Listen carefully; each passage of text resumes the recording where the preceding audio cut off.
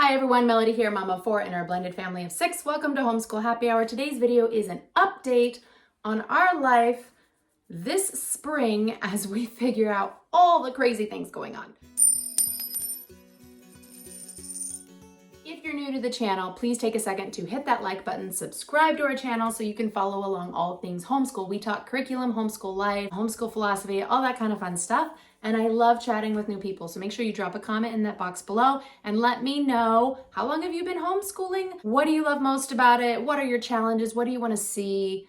What will help you feel more successful as a homeschooler, feel more supported? And let's see what we can put together for you. If you have been following along on our channel, then you know that we have been experiencing major changes this year. This year has been hard.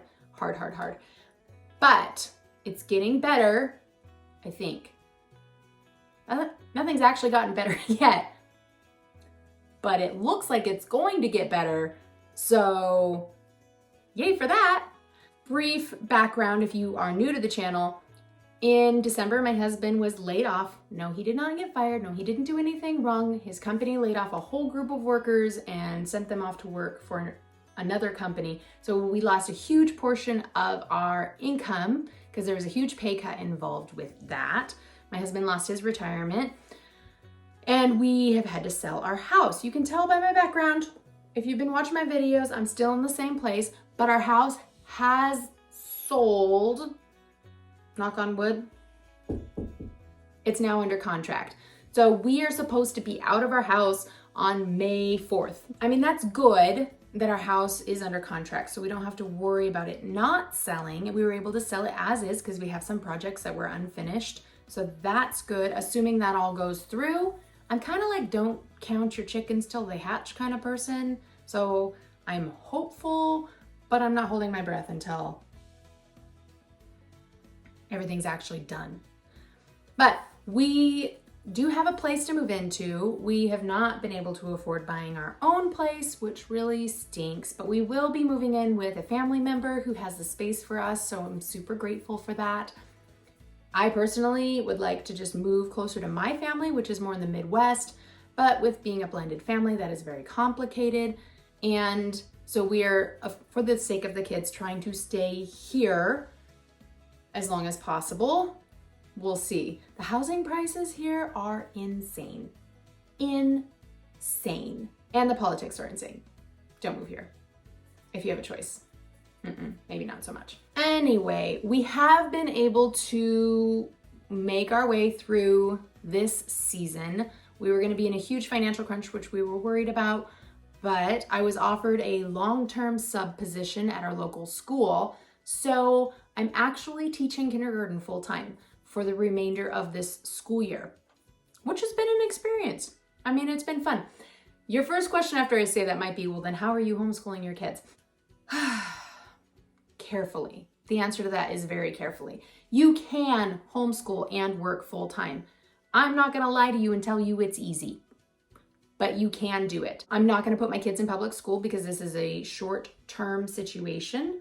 And even if it was a long-term situation, I don't know if I'd put them in public school if I didn't have to, because I still feel they're getting a better education as homeschool students than they would be in the public school. Nothing against the specific public school where they would go. There's great teachers. It's a really decent school system.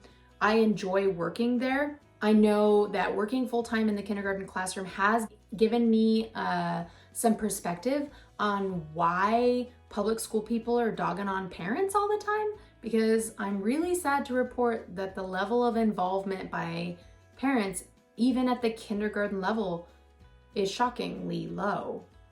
Now, I don't know if a lot of that has to do with the last couple of years of COVID, because they weren't allowed to participate for a period of time. And I know some families, even if they want to, they work, they just aren't available during the day. I get that. There's great families, there are great kids, there are great staff members. So those are not blanket statements. I just was surprised by how many people were not more involved. That being said, I'm enjoying the work. The two that are homeschooling, they are now 11 and 13.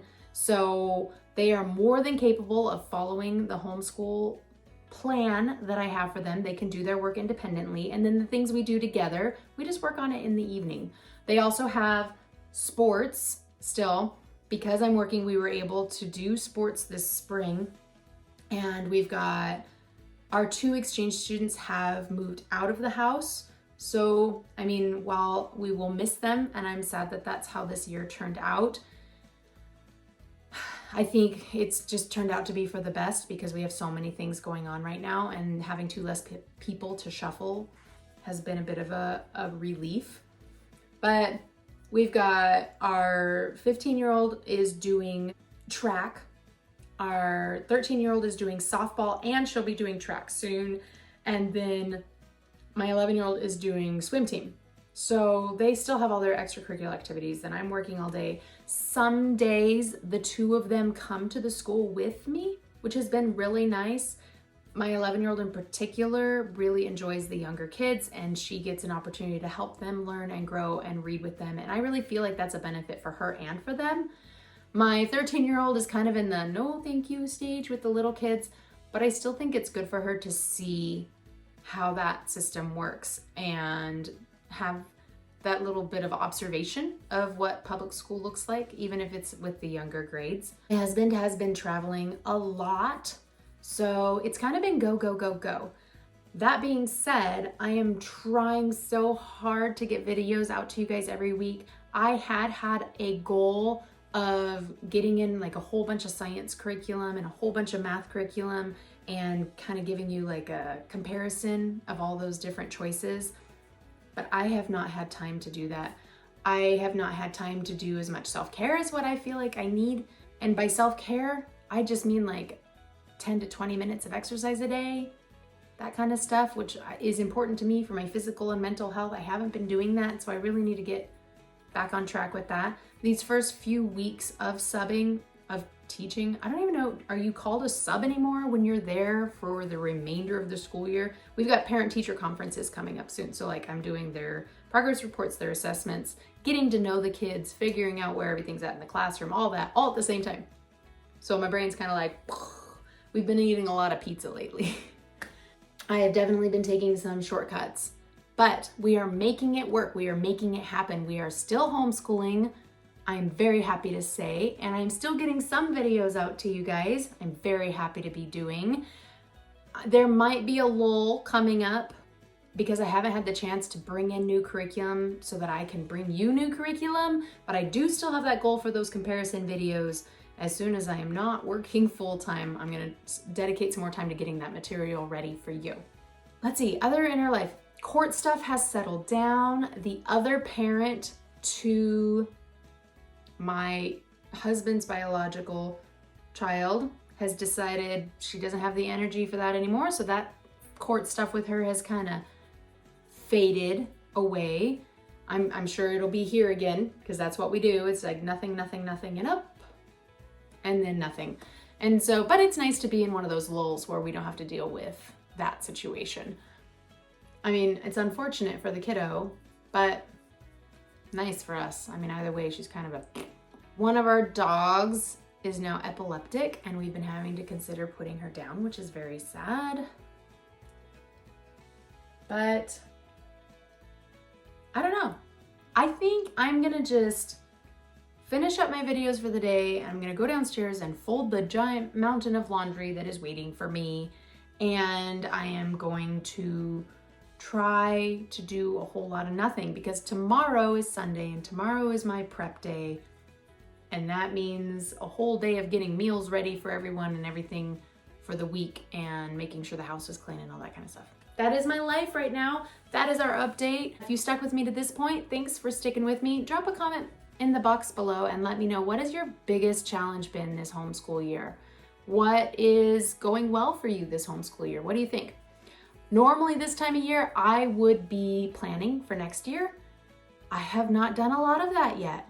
I think, which is really weird because normally I would be working on that, but this might be something that waits till June, which is strange for me. But we can do it. As I tell my kindergarten class, can we do it? And they say, yes, we can. Positive outlook. It will help us. We'll get through. And I will Catch you next time.